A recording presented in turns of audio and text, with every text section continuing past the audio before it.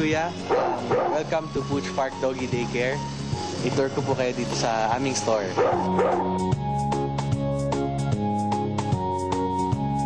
Hi, I'm Oliver Tan and this is my pet, Hans. He is a mini Chur Schnauzer and he's 3 years old. Pag pupunta ako sa Metro Manila, hindi ko alam kung saan ko iiwan.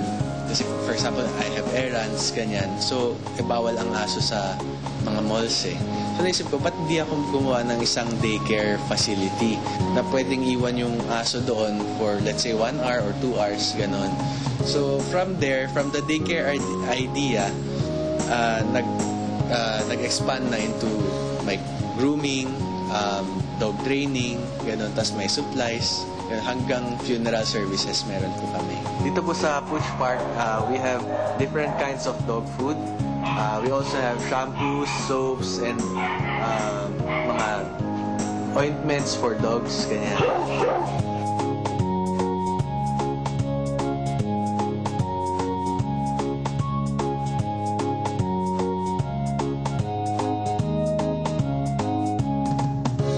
Actually, hilig ko kasi yung dogs. So, kapag meron ako mga binibenta or anything that I have to explain, mas gusto ko yung alam ko yung ina-advise ko sa mga customers. Well, kasama ko palagi si Hans and yung may iba pa akong aso sa bahay. So, naglalaro din. Ganyan, nilalaro ko rin sila. Training the dog is also a way of bonding. Ganon. So, yun, kapag palagi mo naman sila kasama, lumalakas yung bond between owner and pet. Ang pag-aalaga po ng aso isang malaking responsibilidad.